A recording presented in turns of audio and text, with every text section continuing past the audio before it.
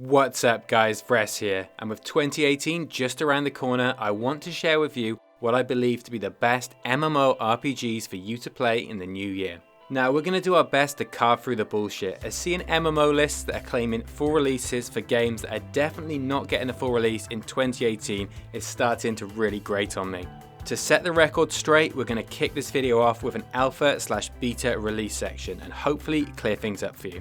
Obviously, it's worth mentioning that this list is based on my own personal opinions. So if the game you love isn't on the list, I'm not necessarily saying it sucks, it's just not my thing. That being said, I have tried to be as objective as possible, and there are definitely games on this list that I currently don't play myself, but that I think still deserve a mention. Anyway, with that out of the way, let's dive right in.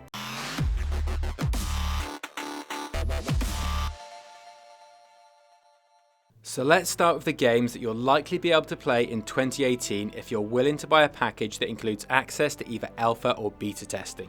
And it should go without saying at this point, but I'll say it anyway. All footage shown in this section will be of content that is still in development. So, first up we have Chronicles of Elyria, the new sandbox MMO currently in development at Soulbound Studios. Perhaps the most interesting feature in Chronicles of Elyria is the political system. Players will be able to hold positions such as Baron, Duke, Duchess, and even King or Queen. And rather than this being just a meaningless title, these players will actually control vast areas of the world. Other players will make their homes within these kingdoms and contribute in ways such as working the land, becoming skilled craftsmen and traders, or fighting in wars against other kingdoms. They may even have ambitions to become a ruler themselves and attempt to usurp the throne. The game also features aging and dying, which isn't a feature that I've seen much of in other games. There's said to be an estimated character lifespan of around 12 months. That's in real time, by the way, not game time. And the choices you make will influence how long you actually end up living.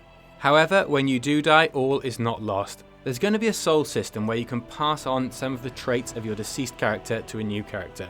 From what I understand, this could even be your own child, as there's going to be a family system implemented in-game.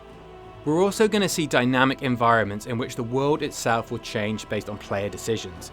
Wildlife will grow and die, and buildings will be overcome by nature and eventually destroyed if they're not maintained.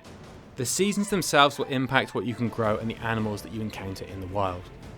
Combat's going to be skill based and promises to be quite tactical in nature, and from what the developers have mentioned so far, it sounds like it draws from the combat in games like Dark Souls. It certainly looks like skill is going to be a much bigger factor than gear. If you manage to get yourself killed in combat, then you're going to be lootable to some extent, as the game is going to implement a corpse search system. The way this works is that you'll have to check different areas on the player's body in order to find precious items that they may have hidden. This is another fairly unique feature, which seems to be something of a pattern when it comes to Chronicles of Elyria. There's obviously stacks more to talk about, and like I said previously, you can find a link to my full COE video in the description down below. Moving on to another MMO that I'm really looking forward to, and that's Pantheon: Rise of the Fallen, the new game currently in development at Visionary Realms. The game's focused on providing challenging content and promoting group play and social interaction. Pantheon promises to do away with features such as the quest helpers and map markers that we see in most modern MMOs. They want you to actually think about what you're doing and for you to become immersed in the world.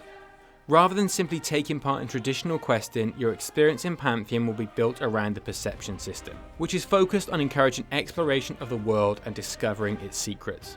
Certain classes will be able to perceive things that others cannot, giving them a unique way of interacting with their environment and providing them with a reason to care about the world they're in. NPC behaviour will be dynamic, and the AI you encounter will have different dispositions, meaning that they're more likely to take certain actions during a given scenario. This will hopefully make your experience in a certain zone very different to the next person's, and make your personal adventure feel unique to you. There's going to be a huge emphasis on exploration of the open world in Pantheon. In fact, if you're not willing to explore the world, then you'll actually hamstring yourself. Some of the most powerful spells and abilities can only be found out in the world. One thing's for sure, standing in cities and waiting for dungeon queues to pop is something that the developers are trying to avoid like the plague. The game's also going to feature a climate system that will have far more impact on the game than just visual changes to the environment. Players will have to actually consider the environment before embarking on an adventure, and if they're smart enough, they may even be able to use it to their advantage. Honestly, the more I've read about Pantheon, the more excited I've become for its release. Check out my Pantheon overview video to find out more. You can find it linked in the description down below. Next on our list is Crowfall, the new sandbox MMO being developed by Artcraft Entertainment. As the developers haven't been able to find a term to accurately describe this type of game, they've coined a new one. They're referring to Crowfall as a throne war simulator, which is essentially an MMO but with the ability to actually win or lose, just like you would in a strategy game. This win-lose scenario is enabled by the campaign feature. Campaigns will span several months in which factions will fight for control of dynamically created worlds that will slowly decay and eventually be destroyed. Players will have the ability to build up the world in any way they choose. For example, a group of players could build a castle around a point of strategic importance, and then defend it from those who wish to take it from them.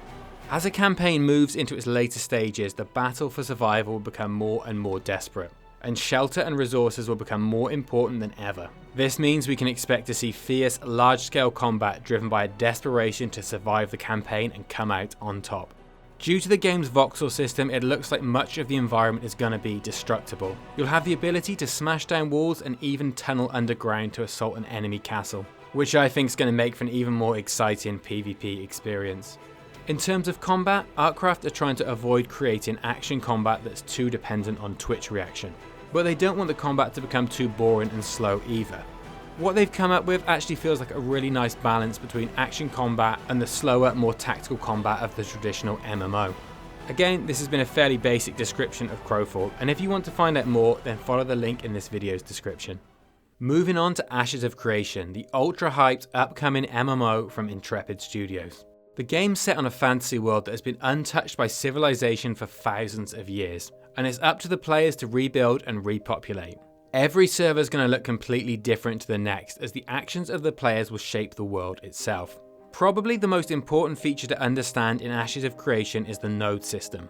Nodes are present all over the world and serve as the hub for any given region. What's quite unique about these nodes is that they're actually developed entirely through player actions. As a node levels up, new features will appear. This will start with a small camp being set up on the node, and as the node continues to advance, it will gradually become a thriving metropolis. Each time the node levels up, new content will become available, giving players a real incentive to work together in order to achieve this goal. Trading between nodes will form an important part of the player-driven economy. Due to the weight limit on how much a player can carry, you'll have to hire caravans to transport your goods between towns and cities.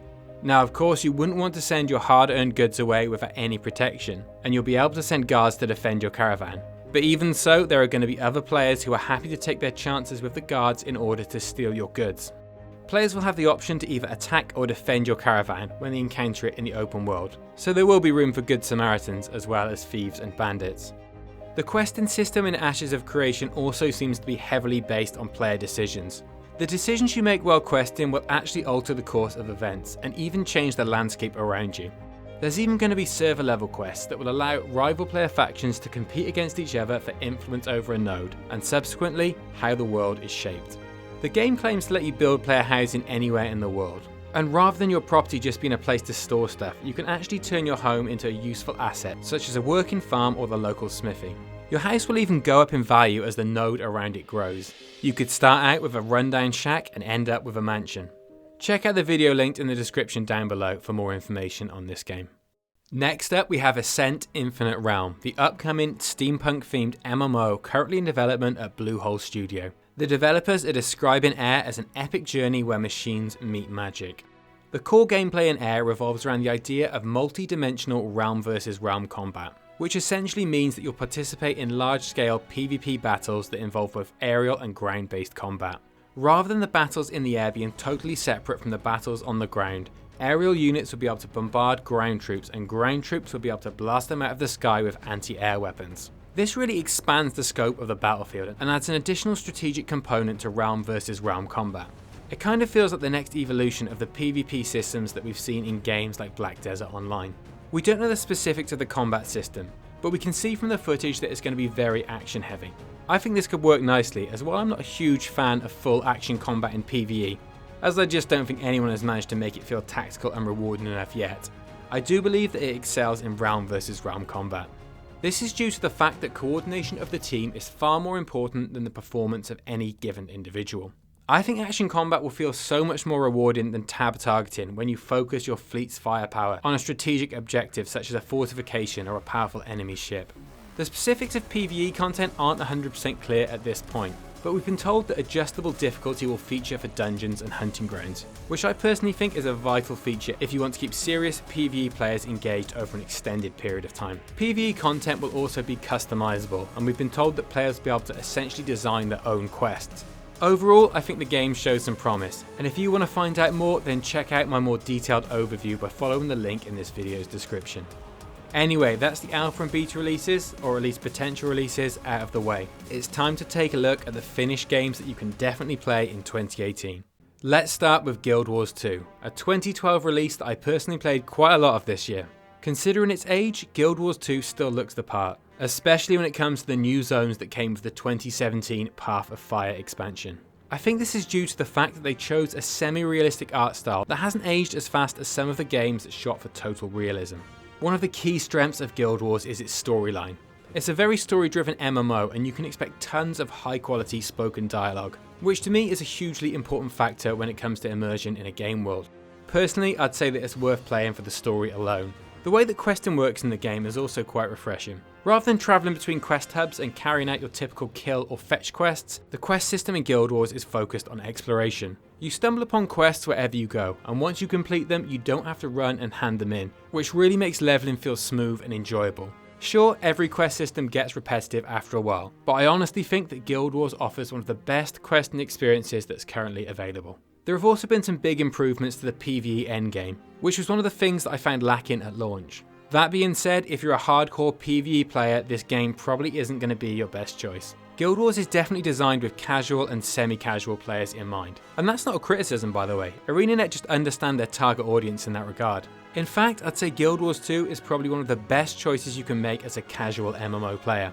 The game also features large-scale world versus world PvP as well as battlegrounds for smaller teams. And while some people seem to be quite negative about PvP in Guild Wars, I actually think that it's pretty well implemented, even if I totally suck at it myself.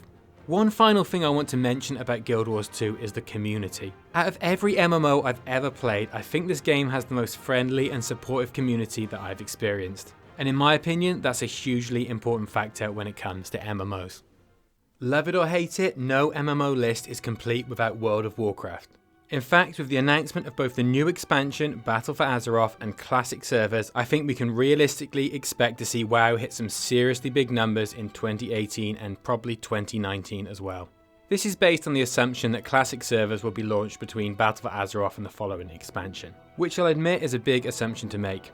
There's also good news for new players, as Blizzard have finally improved the leveling experience, which, if we're being honest, was a total shambles previously. Zones have now been scaled in a way that will allow new players to actually experience the full story of the zone, rather than just out-leveling it before they even start to understand what the hell is going on.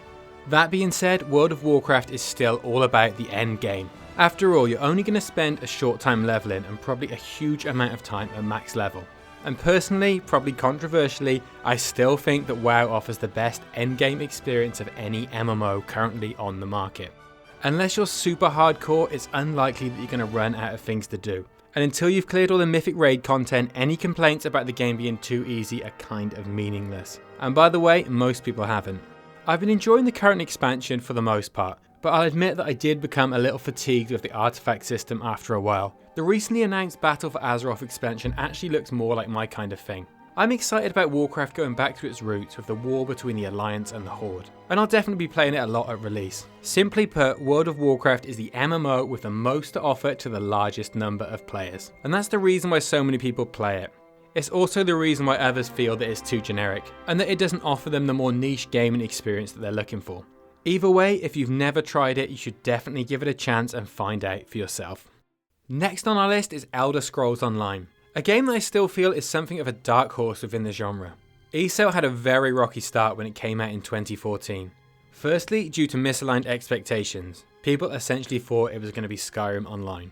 And secondly, due to the fact that there were a number of serious bugs at launch. However, a huge amount of work was put into fixing the game experience, and I honestly believe that ESO is now one of the best MMOs to play in 2018. This is especially true if you're a player who enjoys a good storyline, as this is where the game excels. Rather than being tasked with collecting feed for the local pony, you feel like the hero in an epic adventure from the very start, breaking out of your grim prison cell and being catapulted into the centre of a plot that involves the fate of the entire world. I feel like the game offers a decent balance of PvE and PvP endgame. I wouldn't call it number one for either, but it's one of the few games that provides a decent level of both. The combat system in ESO has received some criticism, but I actually don't mind it so much. I think it's more a matter of personal taste than it being objectively bad, and you won't know if it's for you or not until you try it. Overall, I think Elder Scrolls Online is worth a shot. Unfortunately, they only seem to run free trials sporadically, so if there isn't one running at the time that you're watching this, then you'll have to buy the game if you want to try it. This brings us to the second Eastern MMO on our list, Black Desert Online, which came to Europe in 2016. Like I said previously, Eastern MMOs aren't generally my thing, but it would be unfair not to put BDO on this list considering its success in the West. It's probably the most visually stunning game on the list, and even if you don't identify with the art style, I think you'll appreciate the amazing graphical detail that's certainly not typical in the genre. One of the biggest draws when it comes to BDO is the sheer depth of the life skilling available. If you enjoy crafting and trading, then chances are you're going to find some enjoyment in the game. You can level up countless skills, own houses, employ workers, and even build your own boat and sail the world. Another thing that BDO is known for is its PvP. Guilds can fight for control of castles in exciting, large-scale PvP battles. And while the combat system deployed feels like it lacks depth in PvE, it works very nicely in PvP. Though bear in mind, it's very much a team sport, and you'll definitely want to be in a guild if you're going to get seriously involved. Unfortunately, BDO doesn't excel when it comes to PvE content. The lack of challenge in endgame PvE is what kept me from investing too much time in the game. There aren't really any traditional dungeons or raids, and most of the endgame PvE right now is pretty much a grind. That being said, the developers seem to be adding regular content, and who knows what the future might hold for Black Desert Online. Moving on to Final Fantasy XIV, a game that has established itself as one of the biggest players in the MMO market, following what can only be described as a catastrophic original launch. Square Enix axed the original game and came back with a relaunch that surprised us all with its quality. The game's been going strong ever since, even managing to be one of the few MMOs to successfully hold on to its subscription model. The game features an immersive storyline with plenty of great cutscenes and spoken dialogue. This is especially true of the main story quest, which had me gripped the whole time I was playing through it. The world looks pretty good too, especially considering it's now several years old. It is instanced, but the zones can be fairly large and diverse, and some of the cities just look incredible. Also, the zones are usually busy, and it's rare to go long without bumping into another player. There's been some criticism of the combat system, with people claiming that the long global cooldown makes it feel slow. However, that really hasn't been my experience, as once you gain a few levels, you start to get plenty of abilities that are off the global cooldown, and the pace really picks up. My biggest criticism of Final Fantasy XIV is the huge amount of boring filler content that you're forced to do in order to fill the gaps between the main story quest. This is a real shame, as the main story quest is one of the best I've ever seen in an MMO, but the filler content will have you running from town to town for hours without any real action. I'd say that on balance it's worth it to experience the story, but you will need some patience. This is another game in which I experienced a very friendly and welcoming community, much like I found in Guild Wars 2. And for me, that's a big tick in the box. You can also play for free up to level 35, which will give you a decent amount of time to decide whether Final Fantasy XIV is the right game for you. I'd also like to quickly mention EVE Online. It's not a game that I play personally, so I can't go into too much detail, but I've always heard good things from those who do play it. The game's pretty niche and it has a steep learning curve. In fact, people sometimes refer to EVE as spreadsheets in space, as the game features a very in-depth economic system that requires deep involvement and commitment to master. I'm far too lazy for that kind of thing, but I know that it might be perfect for some of you. So I just wanted to bring it to your attention. Huge player confederations are formed in-game, and warfare can happen on an enormous scale, with massive economic consequences when a dominant faction is destroyed. In fact, the time invested to gain the most powerful ships in EVE is so great that they're often worth a significant amount of cash in the real world. The game enjoys a healthy population of very committed players and has recently added a free-to-play version that will allow you to get started and see whether the unique flavour of EVE Online is something that you're going to enjoy. So there you have it, my top MMORPGs to play in 2018. Which games would make your list? Let me know in the comments down below. Also, if you're interested in getting regular content on both current and upcoming MMOs, then please consider subscribing to my channel, and I will see you next time.